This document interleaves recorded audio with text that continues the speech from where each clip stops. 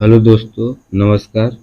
आज हम भाग जो है आपका छठवां भाग पढ़ाने जा रहे हैं। इसके पहले 5 भाग हो चुका है। आज जो चैप्टर आपका है 20वां है, संसदीय समितियां। इसके पहले मैं संसद पढ़ा चुका हूँ।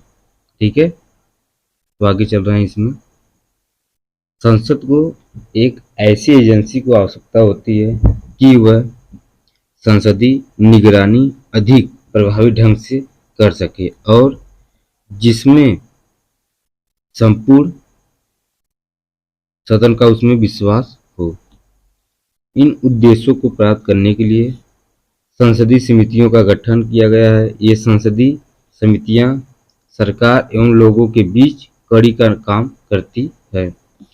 भारत के संविधान में ऐसी समितियां का अलग अलग स्थानों एवं संदर्भों में उल्लेख आता है, लेकिन इन समितियों के गठन, कार्यकाल तथा कार्यों आदि के संबंध में कोई प्रावधान नहीं है मिलता है।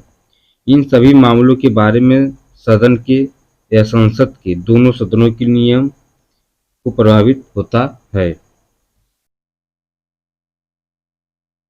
संसदीय समिति वह समिति है जो सदन द्वारा नियुक्त अथवा निर्वाचित होती है अथवा जिसे लोकसभा अध्यक्ष सभापति नामित करते हैं।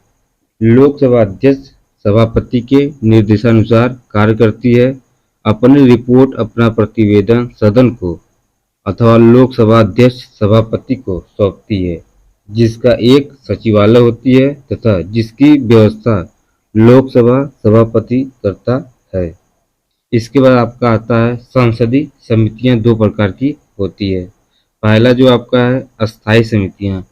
इनका चुनाव सदन द्वारा अथवा लोकसभा अध्यक्ष द्वारा प्रतिवर्ष किया जाता है। इन समितियों का कार्य निरंतर चलता रहता है।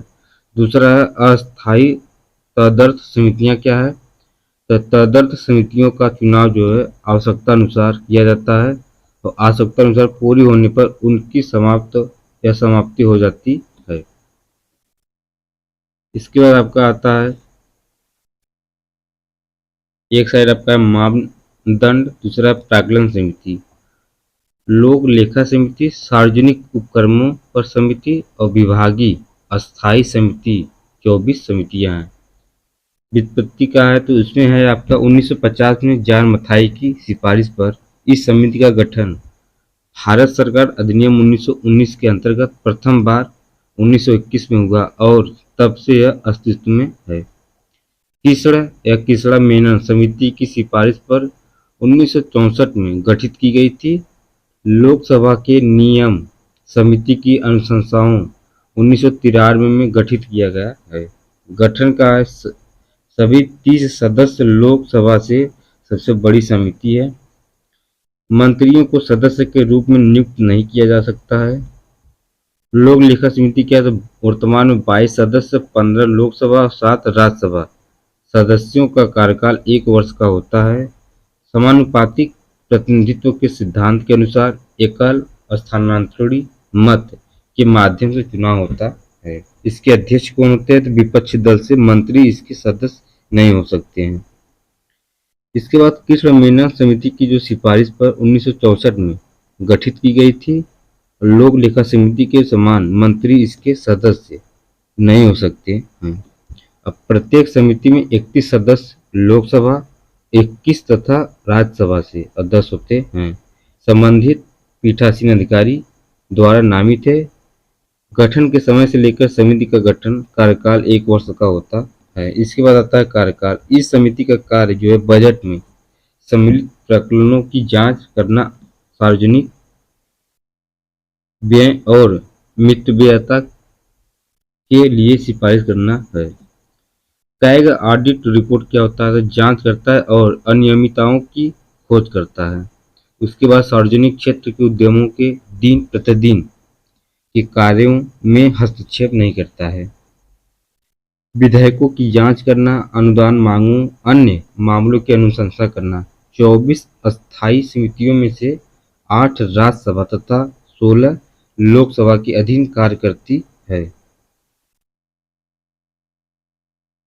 इसमें कुछ सहायक अधिकारी हैं जिससे प्राक्कलन समिति तो नहीं है कि लोक लेखा समिति में नियंत्रण एवं महालेखा परीक्षक मतलब कैग लोक लेखा समिति के लिए मित्र दार्शनिक मार्गदर्शन होता है। उसके बाद सार्वजनिक में कुछ नहीं है और विभागीय समितियों में भी कुछ नहीं। इसके बाद आती है आपका नीति में भागीदारी, प्रशासन में कार्य कुशलता और मितव्ययिता लाने के लिए वैकल्पिक नीतियों के बारे में सुझाव देगा। लोक लेखा में नहीं, सार्वजनिक में नहीं और विभागीय में नहीं। कैबिनेट समिति क्या है? तो ये समितियां गैर संवैधानिक अथवा संविधानोत्तर है। भारत में कार्यपालिका भारत सरकार ट्रांजैक्शन ऑफ बिजनेस नियमावली 1961 के तहत कार्य करती है।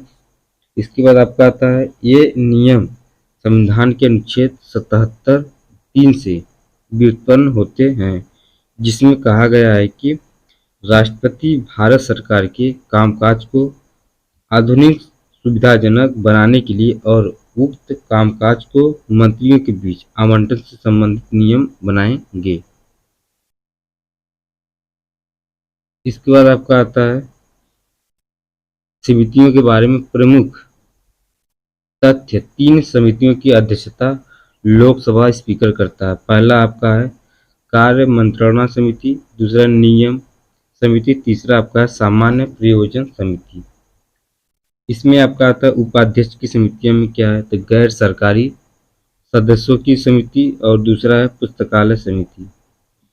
3 समितियों में राज्यसभा के सदस्य अनुपस्थित होते हैं। पहला है आपका प्राक्कलन समिति, दूसरा है गैर सरकारी समिति, तीसरा है सदस्यों संबंधित समिति।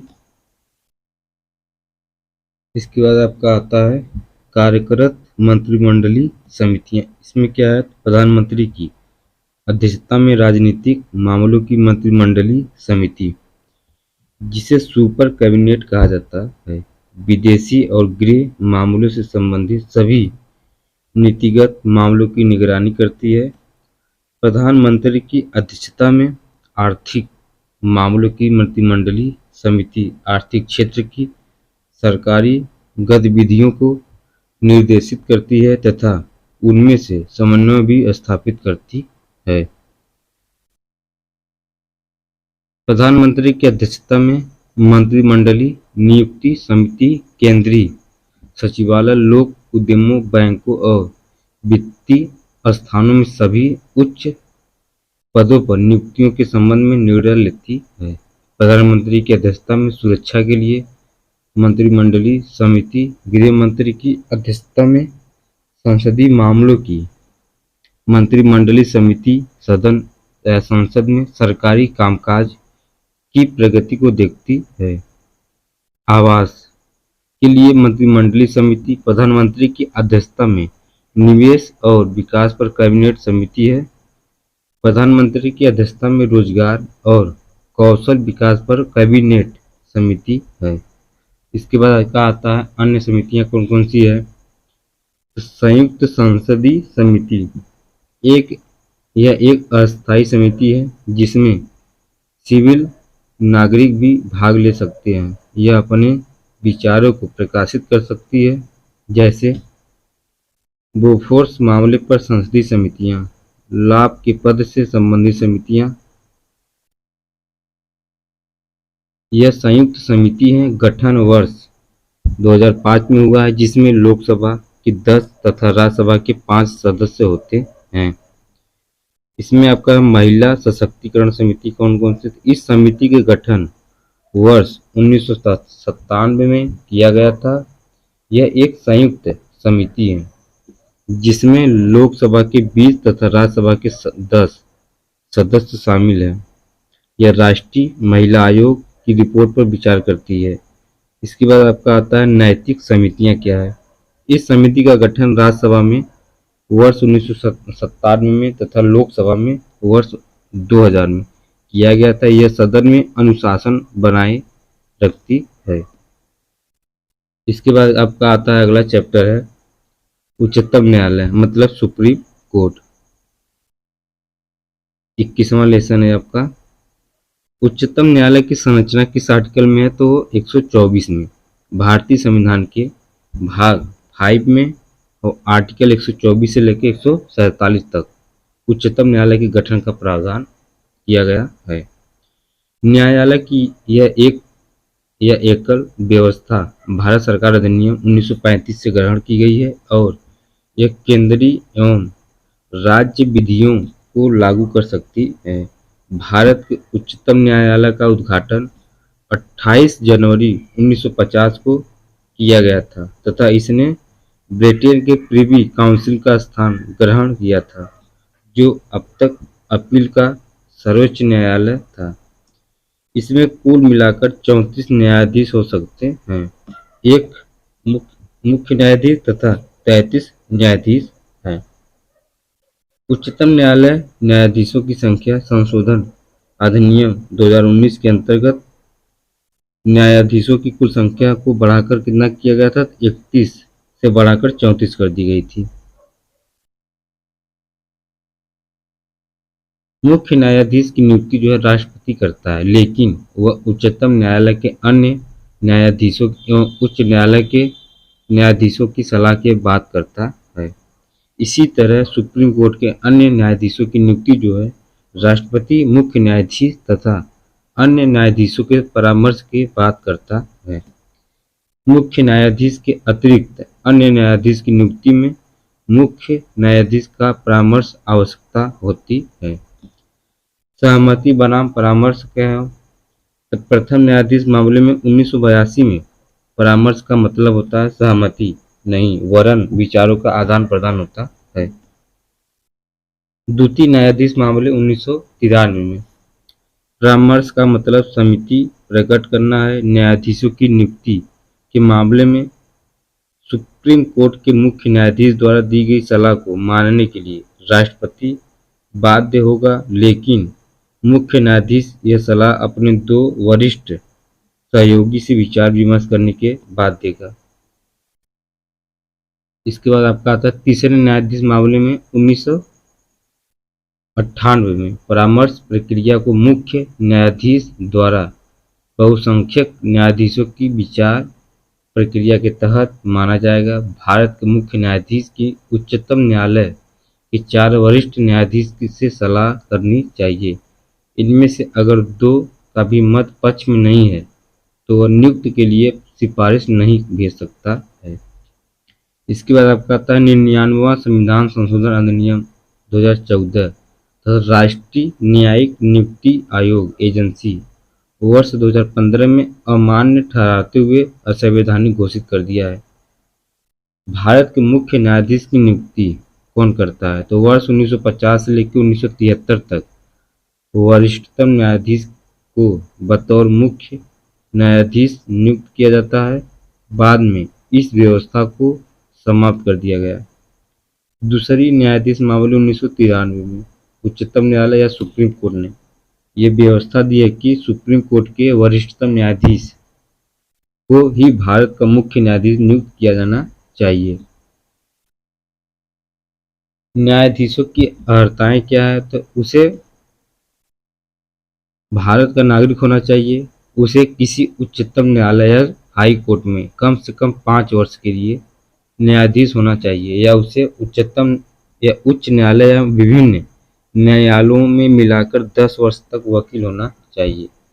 राष्ट्रपति के मत में उसे सम्मानित न्यायवादी होनी चाहिए। उच्च न्यायालय के ऐसी कोई शर्त नहीं है, कोई न्यूनतम आयु का उल्लेख नहीं है। शपथ या प्रतिज्ञान सुप्रीम कोर्ट के लिए नियुक्त न्यायाधीश को अपना पदभार ग्रहण करने से पूर्व राष्ट्रपति या इस कार्य के लिए उसके द्वारा नियुक्त व्यक्ति के समान शपथ लेनी होगी। इसके बाद आता है वेतन और भत्ते। सुप्रीम कोर्ट के न्यायाधीशों का वेतन और भत्ते, विशेषाधिकार, अवकाश एवं पेंशन का निर्धारण समय समय पर संसद द्वारा किया जाता है। इसके बाद आपका आता है न्यायाधीशों का कार्यकाल। तो संविधान में उच्चतम न्यायालय या सुप्रीम कोर्ट ने न्यायाधीशों का कार्यकाल तय नहीं किया गया है। इसके लिए 3 उपबंध बनाए गए हैं। वह 65 वर्ष की आयु तक इस पद पर बना रह सकता है। उसके मामले में किसी प्रश्न उठने पर संसद द्वारा स्थापित संस्था इसका निर्धारण करेगी। तीसरा, वह राष्ट्रपति को लिखित त्यागपत्र दे सकता है। संसद की सिफारिश पर राष्ट्रपति द्वारा उसे पद से हटाया जा सकता है। इसके बाद आपका आता है न्यायाधीशों को हटाना। उसे राष्ट्रपति के आदेश द्वारा उसके पद से हटाया जा सकता है। राष्ट्रपति ऐसा तभी कर सकता है जब इस प्रकार हटाए जाने हेतु संसद द्वारा उसी सत्र में ऐसा संबोधन किया गया हो। पद से हटाने का आधार अक्षमता या कदाचार होना चाहिए। न्यायाधीश जांच अधिनियम 1968। न्यायाधीश जांच अधिनियम 1968 उच्चतम न्यायालय के न्यायाधीशों को हटाने के संबंध में महाभियोग की प्रक्रिया का उपबंध करता है। निष्कासन प्रस्ताव 100 सदस्यों लोकसभा या 50 सदस्यों राज्यसभा द्वारा हस्तांतरण करने के बाद अध्यक्ष सभापति को दिया जाना चाहिए। अगर अध्यक्ष सभापति इस प्रस्ताव को शामिल कर लेते हैं, इसकी जांच के लिए उनके द्वारा 3 संसदीय समिति का गठन किया जाएगा। समिति में मुख्य न्यायाधीश या सुप्रीम कोर्ट का कोई न्यायाधीश, किसी उच्च न्यायालय का मुख्य न्यायाधीश प्रतिष्ठित न्यायवादी है। अगर उन्हें दोषी पाया जाता है तो सदन इस प्रस्ताव पर विचार कर सकता है। विशेष बहुमत से दोनों सदनों में प्रस्ताव पारित कर उसे राष्ट्रपति को भेजा जाता है। अंत में राष्ट्रपति के द्वारा न्यायाधीश को हटाने का आदेश जारी कर दिया जाता है। सुप्रीम कोर्ट के किसी भी न्यायाधीश पर अभी तक महाभियोग नहीं लगाया गया है।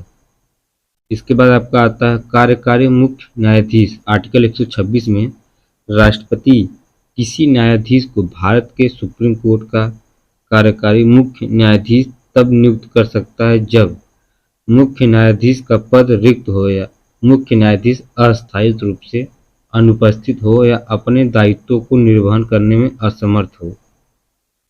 इसके बाद आता है आपका तदर्थ न्यायाधीश। जब किसी सत्र का कोरम पूरा करने में अस्थायी न्यायाधीशों की संख्या कम से कम हो रही हो, तब भारत का मुख्य न्यायाधीश किसी उच्च न्यायालय के किसी न्यायाधीश को अस्थायी काल के लिए उच्चतम न्यायालय में तदर्थ न्यायाधीश नियुक्त कर सकता है। ऐसा वह संबंधित सुप्रीम कोर्ट और उच्च न्यायालय मतलब हाई कोर्ट के मुख्य न्यायाधीश के परामर्श एवं राष्ट्रपति की पूर्व स्वीकृति के बाद ही कर सकता है। तदर्थ न्यायाधीश को उच्चतम न्यायालय के न्यायाधीश के न्याय क्षेत्र और शक्तियां विशेषाधिकार प्राप्त होते हैं। सेवानिवृत्त न्यायाधीश क्या है, तो किसी भी समय भारत का मुख्य न्यायाधीश सुप्रीम कोर्ट या हाई कोर्ट के सेवानिवृत्त न्यायाधीश से अल्पकाल के लिए उच्चतम न्यायालय में कार्य करने का अनुरोध कर सकता है। इसके बाद आपका आता है सुप्रीम कोर्ट का स्थान क्या है, तो संविधान में सुप्रीम कोर्ट का स्थान दिल्ली घोषित किया गया है, किंतु मुख्य न्यायाधीश को यह अधिकार है कि उच्चतम न्यायालय का स्थान कहीं और निर्धारित कर सकता है। इसके लिए राष्ट्रपति की पूर्व अनुमति आवश्यक है। उसके बाद आता है उच्चतम न्यायालय की प्रक्रिया क्या है। उच्चतम न्यायालय राष्ट्रपति की मंजूरी के बाद न्यायालय की प्रक्रिया और संचालन हेतु नियम बना सकता है। संवैधानिक मामले को राष्ट्रपति द्वारा आर्टिकल 143 के तहत बनाया जाता है और सभी निर्णय बहुमत के आधार पर लिए जाते हैं। कम से कम 5 न्यायाधीशों की पीठ के द्वारा निर्मित या निर्णित किया जाता है। अगर मत विभिन्नता हो तो न्यायाधीश इस असहमति का कारण बता सकते हैं। इसके बाद आपका आता है उच्चतम न्यायालय की स्वतंत्रता क्या है। नियुक्ति का तरीका। न्यायाधीशों को नियुक्ति न्यायपालिका स्वयं करती है। कार्यकाल की सुरक्षा क्या है, तो उन्हें संविधान में उल्लिखित प्रावधानों के आधार पर ही सिर्फ राष्ट्रपति के द्वारा हटाया जा सकता है।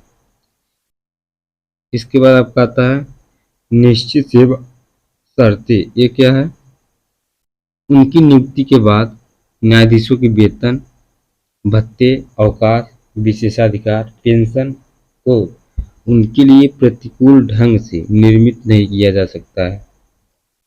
सिवाय वित्तीय आपातकाल के दौरान। किस आर्टिकल में? तो 360 में। सभी खर्च भारत की संचित निधि पर आधारित है। न्यायाधीशों के कार्य आचरण पर महाभियोग के अतिरिक्त संसद में या राज्य विधानमंडल में बहस नहीं हो सकती है। सुप्रीम कोर्ट तथा हाई कोर्ट को छोड़कर सेवानिवृत्ति के बाद वकालत पर रोक है। अपने अधिकारियों एवं कर्मचारियों को नियुक्ति करने की स्वतंत्रता। संसद इसके न्याय क्षेत्र में कटौती नहीं कर सकती, लेकिन संसद में इसे वृद्धि कर सकती है। इसके बाद आपका आता है न्यायपालिका का कार्यपालिका से पृथककरण। उच्चतम न्यायालय की शक्तियां एवं क्षेत्राधिकार, इन्हें निम्नलिखित तरह से वर्गीकृत किया गया है। मूल क्षेत्राधिकार, अनुच्छेद 131। सुप्रीम कोर्ट निम्नलिखित के बीच विवादों पर निर्णय लेता है। दो या दो से अधिक राज्यों के बीच केंद्र और राज्य के बीच विवाद होना है। उपरोक्त संघीय विवाद सुप्रीम कोर्ट ने विशेष मूल न्याय क्षेत्र निहित है। सुप्रीम कोर्ट के न्याय क्षेत्र में निम्नलिखित विवाद सहमति नहीं है। कोई विवाद जो किसी पूर्व संवैधानिक संधि, समझौता, संविदा, सदन एवं अन्य समान संस्थाओं को लेकर उत्पन्न हुआ हो। कोई विवाद जो संधि, समझौते आदि के बाहर पैदा हुआ हो, जिसमें विशेष तौर पर यह व्यवस्था हो कि संबंधित न्याय क्षेत्र उस विवाद से संबंधित नहीं है। अंतर्राज्यीय जल विवाद। उसके बाद वित्त आयोग से संदर्भ मामले। न्यायाधीश क्षेत्राधिकार आर्टिकल 32 में है। संविधान ने सुप्रीम कोर्ट को नागरिक के मूल अधिकारों के रक्षक के रूप में स्थापित किया गया है। पीड़ित नागरिक को यह अधिकार है कि वह बिना अपील याचिका के सीधे उच्चतम न्यायालय में जा सकता है जब मूल अधिकारों का हनन हो रहा हो। उसके बाद आपका आता है उच्चतम न्यायालय में या उच्च न्यायालय में न्यायाधीश जारी कर सकते हैं। न्यायाधीश क्षेत्राधिकार की दृष्टि से उच्च न्यायालय का क्षेत्र उच्चतम न्यायालय की तुलना में ज्यादा विस्तृत है, क्योंकि उच्चतम न्यायालय केवल मूल अधिकारों के क्रियान्वयन के संबंध में ही न्यायादेश जारी कर सकता है तथा अन्य उद्देश्य से नहीं। अपीली क्षेत्राधिकार क्या है? अपीली न्याय क्षेत्र को 4 भागों में वर्गीकृत किया गया है। पहला आपका है संवैधानिक मामले में अपील करना। दूसरा दीवानी मामले में अपील करना। तीसरा है आपका आपराधिक मामले में अपील करना। चौथा है विशेष अनुमति द्वारा अपील करना। संवैधानिक मामले उच्च न्यायालय के निर्णय के विरुद्ध अगर मामले में विधि का पूरक प्रश्न निहित है जिसमें संविधान की व्याख्या की आवश्यकता हो, उच्चतम न्यायालय में अपील की जा सकती है। इसके बाद आपका आता है दीवानी मामले। सुप्रीम कोर्ट किसी मामले को तब लाया जा सकता है जब मामला सामान्य महत्व के पूरक प्रश्न पर आधारित हो। ऐसा प्रश्न हो जिसका निर्णय सुप्रीम कोर्ट द्वारा किया जाना आवश्यक हो। उसके बाद आपका आता है आपराधिक मामले। सुप्रीम कोर्ट उच्च न्यायालय के आपराधिक मामले के निर्णय के विरुद्ध सुनवाई करता है यदि उच्च न्यायालय ने आरोपी व्यक्ति के दोष सिद्ध के आदेश को पलट दिया हो तथा उसे मृत्युदंड हो। किसी अधीनस्थ न्यायालय से मामला लेकर आरोपी व्यक्ति को दोष सिद्ध किया हो तथा उसे मृत्युदंड दिया हो, यह प्रमाणित करे कि संबंधित मामला सुप्रीम कोर्ट में ले जाने की योग्य है। इसके बाद आपका आता है अपील के लिए विशेष अनुमति। 136 में न्यायालय को इस बात का अधिकार है कि वह अपना मत विशेष अनुमति प्राप्त अपील को दे जो कि किसी भी निर्णय से संबंधित मामले से जुड़ी हो। निर्णय किसी भी न्यायालय या अधिकारों से संबंधित है। इस व्यवस्था के निम्नलिखित 4 पहलू हैं। पहला, यह एक विवेकाधीन शक्ति है, अधिकार नहीं है। किसी भी निर्णय में इसका मत या तो अंतिम होता है या अंतरिम। यह किसी भी मामले से संबंधित हो सकता है। संवैधानिक, दीवानी, आपराधिक, आयकर, श्रम, राजस्व आदि है।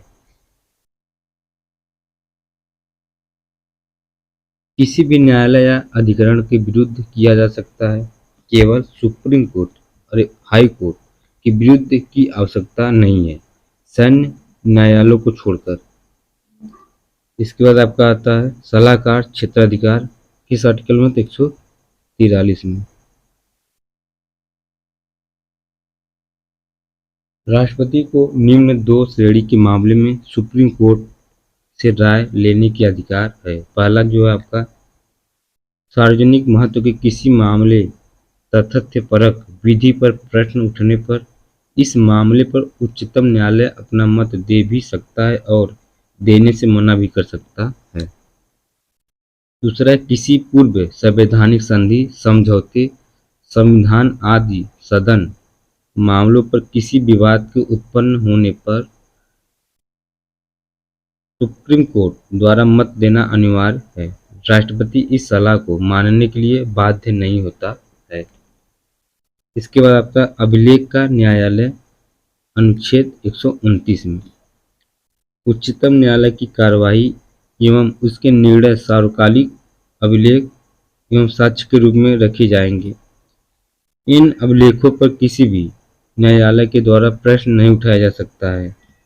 उन्हें विधिक संदर्भ की तरह स्वीकार किया जाएगा। न्यायालय की अवमानना पर दंडित करने का अधिकार, अवमानना करने पर 6 वर्ष के लिए सामान्य जेल, 2000 तक का अर्थदंड या दोनों। इसके बाद आपका आता है न्यायालय की अवमानना क्या है? न्यायालय की अवमानना अधिनियम 1971 के अनुसार यह अवमानना दो प्रकार की होती है। पहला आपका है नागरिक मतलब सिविल अवमानना।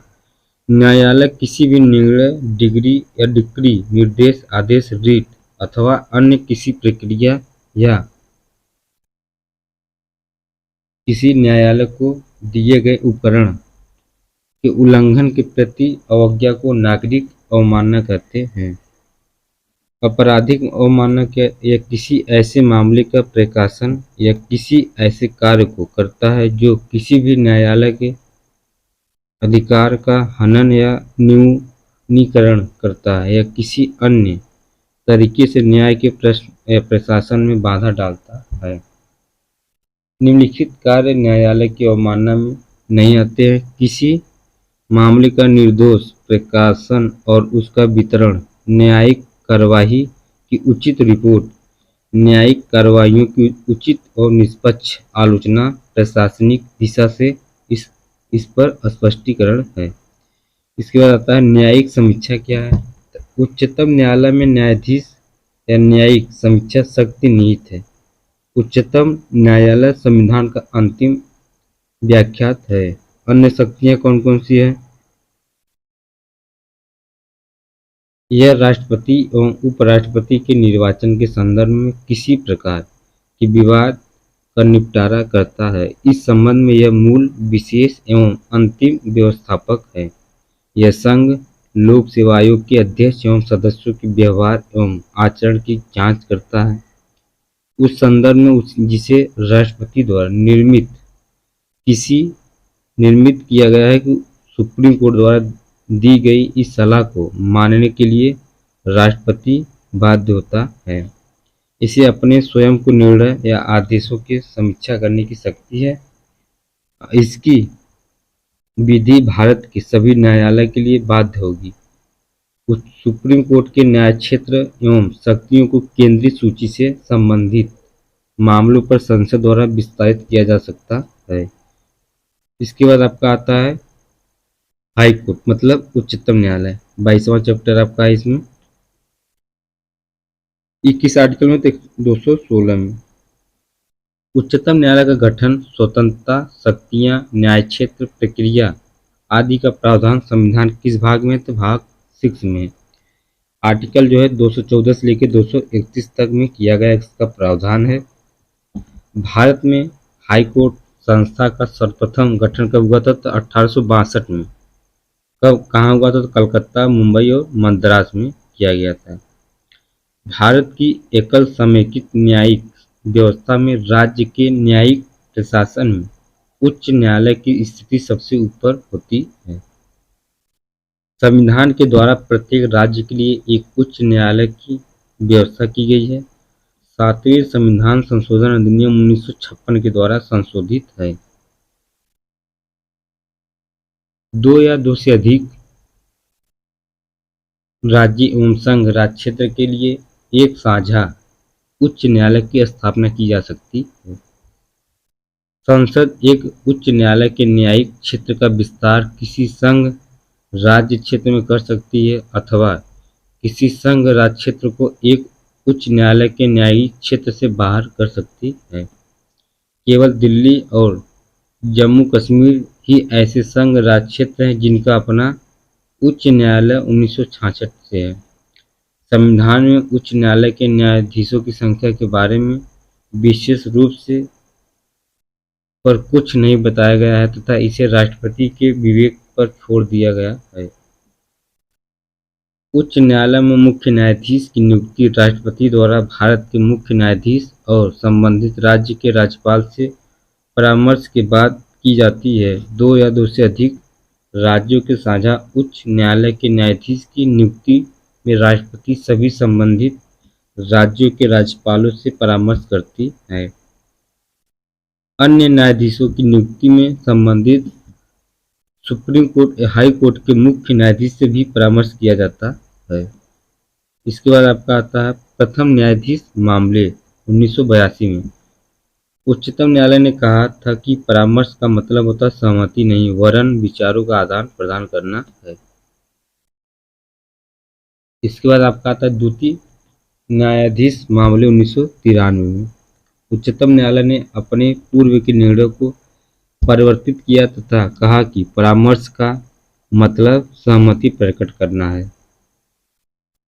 तीसरे न्यायाधीश मामले में 1998 में उच्चतम न्यायालय ने यह मत दिया कि परामर्श प्रक्रिया को मुख्य न्यायाधीश द्वारा बहुसंख्यक न्यायाधीशों की विचार प्रक्रिया के तहत माना जाएगा। उच्च न्यायालय के न्यायाधीशों की नियुक्ति पर सुप्रीम कोर्ट के मुख्य न्यायाधीश को दो वरिष्ठतम न्यायाधीशों के कॉलेजियम से परामर्श करना चाहिए। चतुर्थ न्यायाधीश मामले 2015 सर्वोच्च न्यायालय के द्वारा 99 संविधान संशोधन तथा राष्ट्रीय न्यायिक नियुक्ति आयोग एजेंसी दोनों को न्यायपालिका की स्वतंत्रता को प्रभावित करने के आधार पर असंवैधानिक घोषित कर दिया गया है। उसके बाद आपका आता है न्यायाधीशों की योग्यता क्या है। उसे भारत का नागरिक होना चाहिए, उसे भारत के नागरिक क्षेत्र में 10 वर्ष का अनुभव होना चाहिए या वह उच्च न्यायालय में लगातार 10 वर्ष तक अधिवक्ता रह चुका हो। उसके बाद कोई न्यूनतम आयु का निर्धारण नहीं किया गया है। संविधान में राष्ट्रपति के विचार में व्याख्यात न्यायविदों को उच्च न्यायालय का न्यायाधीश नियुक्त करने का कोई प्रावधान नहीं है, जबकि उच्चतम न्यायालय के मामले में है। शपथ और प्रतिज्ञान क्या है। जिस व्यक्ति को हाई कोर्ट का न्यायाधीश नियुक्त किया गया है उसे पद संभालने से पूर्व उस राज्य के राज्यपाल या इस कार्य के लिए उसके द्वारा नियुक्त किसी अन्य व्यक्ति के सामने शपथ अथवा प्रतिज्ञान लेना होता है। किस आर्टिकल के तहत 219।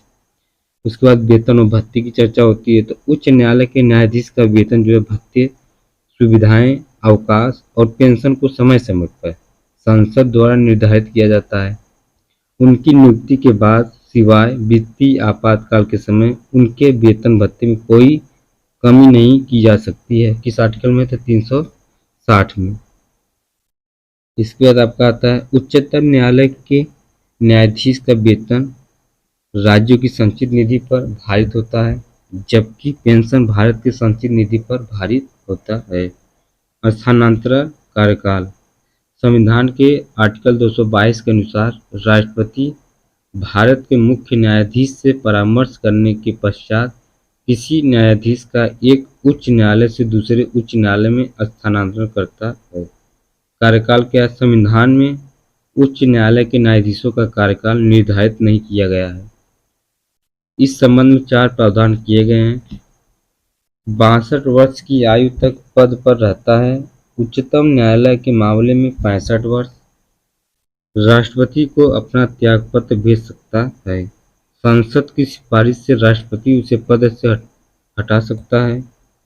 उसकी नियुक्ति उच्चतम न्यायालय में न्यायाधीश के रूप में हो जाने पर या उसका किसी दूसरे उच्च न्यायालय में स्थानांतरण हो जाने पर वह पद छोड़ देता है। उसके बाद आपका आता है न्यायाधीशों को हटाना। उच्चतम न्यायालय के न्यायाधीश की तरह उच्च न्यायालय के न्यायाधीश को भी उसी प्रक्रिया आधारों पर हटाया जा सकता है। संसद की सिफारिशों के आधार पर राष्ट्रपति के आदेश से इसे पद से हटाया जा सकता है। प्रस्ताव को विशेष बहुमत के साथ संसद के प्रत्येक सदन का समर्थन मिलना आवश्यक है। न्यायाधीश को हटाने को दो आधार हैं, सिद्ध कदाचार, अक्षमता। न्यायाधीश जांच अधिनियम 1968। न्यायाधीश जांच अधिनियम 1968 में उच्चतम न्यायालय के न्यायाधीश को महाभियोग की प्रक्रिया के द्वारा हटाने का प्रावधान किया गया है। हटाने का प्रस्ताव 100 सदस्यों लोकसभा या 50 सदस्यों राज्यसभा द्वारा हस्तांतरित प्रस्ताव संबंधित सदनों के अध्यक्ष सभापति को सौंपना है। अध्यक्ष सभापति प्रस्ताव को स्वीकृति या अस्वीकृति कर सकते हैं। इसके बाद आपका आता है यदि अस्वीकृति हो जाती है तो अध्यक्ष आरोपों की जांच के लिए 3 सदस्यीय समिति का गठन करता है और इस समिति में सुप्रीम कोर्ट न्यायालय के मुख्य न्यायाधीश और हाई कोर्ट के मुख्य न्यायाधीश और प्रख्यात न्यायविद होनी चाहिए। दोषी पाए जाने पर सदन प्रस्ताव पर विचार कर सकता है।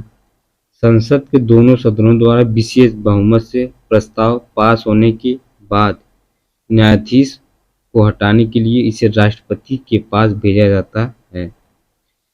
न्यायाधीश को हटाने के लिए राष्ट्रपति आदेश पारित कर देते हैं। अब तक उच्च न्यायालय के किसी न्यायाधीश पर महाभियोग नहीं लगाया जा सकता है।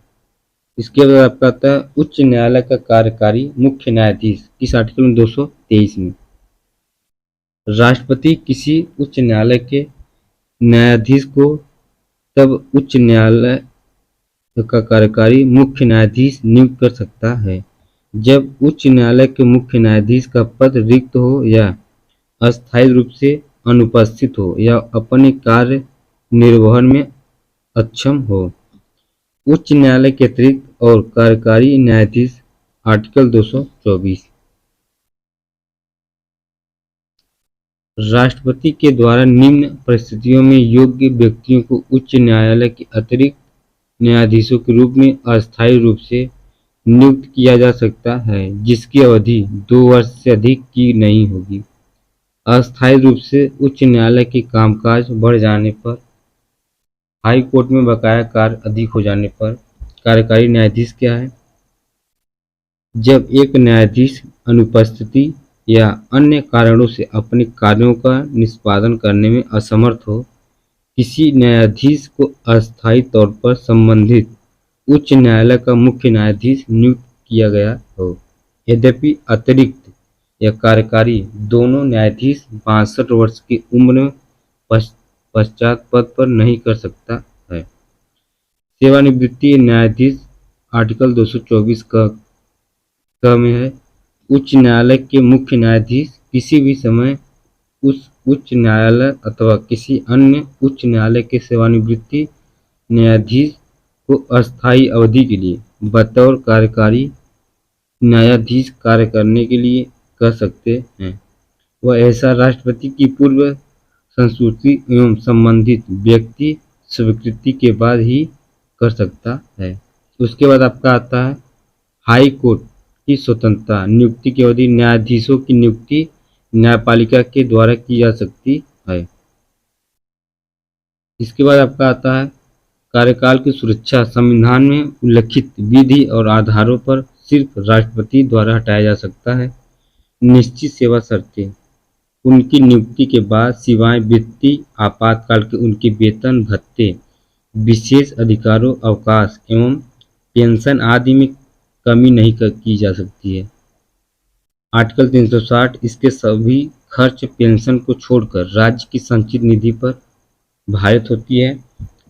न्यायाधीशों के कार्य पर चर्चा नहीं की जा सकती है। संसद में जब महाभियोग प्रस्ताव विचाराधीन हो तब उसे छोड़कर संसद अथवा राज्य विधानमंडल में न्यायाधीश के आचरणों की चर्चा पर प्रतिबंध होता है।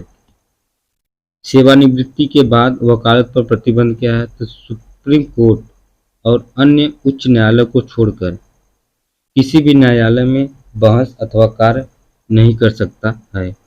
अपने कर्मचारियों की नियुक्ति की स्वतंत्रता, इसके न्यायिक क्षेत्र में कटौती नहीं की जा सकती, लेकिन संसद एवं विधानमंडल द्वारा विस्तारित किया जा सकता है। कार्यपालिका से पृथककरण, उच्च न्यायालय का न्याय क्षेत्र में शक्तियां किस आर्टिकल 225 में है?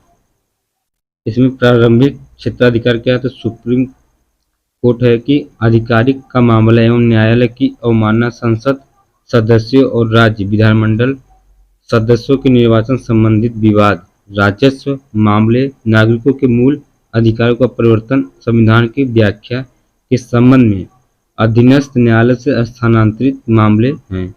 अब इसमें न्यायाधीश में रीट और क्षेत्राधिकार आर्टिकल 226 में है।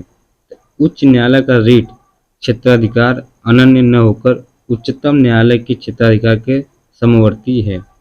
यद्यपि उच्च न्यायालय का इस संबंध में न्यायिक क्षेत्र हाई कोर्ट के अधिक विस्तारित है, क्योंकि इसे सामान्य कानूनी अधिकार भी प्राप्त है। इसे सुप्रीम कोर्ट सिर्फ मौलिक अधिकारों के लिए ही न्यायादेश जारी कर सकता है तथा अन्य किसी उद्देश्य के लिए नहीं। इसके बाद आपका आता है अपीली क्षेत्राधिकार। इसमें क्या है? दीवानी और आपराधिक मामले। पर्यवेक्षी क्षेत्राधिकार क्या है? तो अपने क्षेत्राधिकार के सभी मामलों को या अधिकारों का अधीक्षण करता है।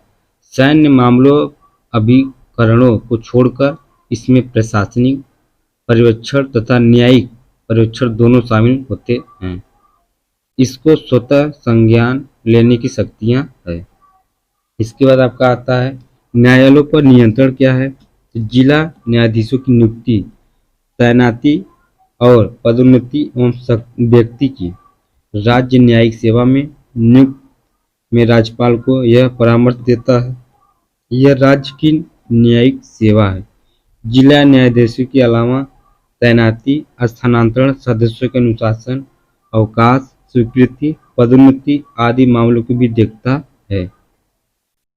इसके बाद आपका आता है यह अधीनस्थ न्यायालय में लंबित किसी मामले को वापस ले सकता है यदि उसमें महत्वपूर्ण कानूनी प्रश्न शामिल हो। इसके बाद आपका आता है अभिलेख न्यायालय आर्टिकल 215। उच्च न्यायालय के पास दो शक्तियां होती है। पहला आपका है उच्च न्यायालय के निर्णय, कार्यवाही और कार्य शाश्वत स्मृति और परिसाक्ष्य के लिए रखे जाते हैं। इन्हें साक्ष्यों के तौर पर रखा जाता है। और अधीनस्थ न्यायालयों में कार्यवाही के समय इन पर सवाल नहीं उठाया जा सकता है। इन्हें कानूनी परंपराओं और संदर्भ की तरह माना जाता है। इसे न्यायालय की अवमानना पर दंड देने की शक्ति भी है। इसके बाद आपका आता है न्यायिक समीक्षा क्या है? तो न्यायिक समीक्षा में शब्द का प्रयोग संविधान में नहीं की गई है। न्यायिक समीक्षा के संवैधानिक प्रावधान आर्टिकल 13, 32, 31, 131, 136, 143, 226, 246, 256 आदि में दिए गए हैं। संवैधानिक वैधता के मामले में विधायी अधिनियमों अथवा कार्यपालिका के आदेशों को चुनौती दी जा सकती है। पहला क्या है? इसमें मौलिक अधिकारों का हनन होने पर। दूसरा है जिस प्राधिकरण द्वारा यह तैयार किया गया हुआ जो उसके कार्यक्षेत्र से बाहर होने पर या संवैधानिक उपबंधों के विरुद्ध होने पर। उच्च न्यायालय पर केंद्र का नियंत्रण क्या है? तो भारत में उच्च न्यायालय पर संघ अपना नियंत्रण निम्नलिखित रूप से करता है। पहला जो आर्टिकल है 297(1) के अनुसार उच्च न्यायालयों में न्यायाधीशों की नियुक्ति करता है। दूसरा है आर्टिकल 222 के अनुसार न्यायाधीशों का स्थानांतरण करके। तीसरा है अनुच्छेद 217(3) के अनुसार हाई कोर्ट के न्यायाधीशों की आयु का निर्धारण करके। चौथा आपका उच्च न्यायालय की संरचना, गठन, दो अथवा अधिक राज्यों के लिए एक ही हाईकोर्ट स्थापित करने की सिफारिश की प्रयोग करके। दो या दो से अधिक राज्यों या केंद्र शासित प्रदेशों अन्य क्षेत्र वाले हाईकोर्ट, उच्च न्यायालय और न्याय क्षेत्र। जैसे मुंबई उच्च न्यायालय जो है वो किस किस क्षेत्र में आता है, तो जैसे महाराष्ट्र, गोवा, दादर या दादरा नगर हवेली, दमन और दीव, ये महाराष्ट्र के हाई कोर्ट जो है वहाँ पे सुनवाई होती है इनकी। उसके बाद आपका आता है गुवाहाटी उच्च न्यायालय, ये असम, नागालैंड, मिजोरम, अरुणाचल प्रदेश का क्षेत्र है, न्याय क्षेत्र। अब पंजाब और हरियाणा का उच्च न्यायालय जो है वो पंजाब, हरियाणा और चंडीगढ़ का है। उसके बाद कलकत्ता उच्च न्यायालय में पश्चिम बंगाल, अंडमान निकोबार द्वीप समूह का है। उसके बाद आपका आता है तमिलनाडु उच्च न्यायालय, तमिलनाडु और पुडुचेरी को न्याय क्षेत्र है। और केरल उच्च न्यायालय जो है केरल और लक्षद्वीप है। इसके बाद आपका अगला चैप्टर जो है अधीनस्थ न्यायालय।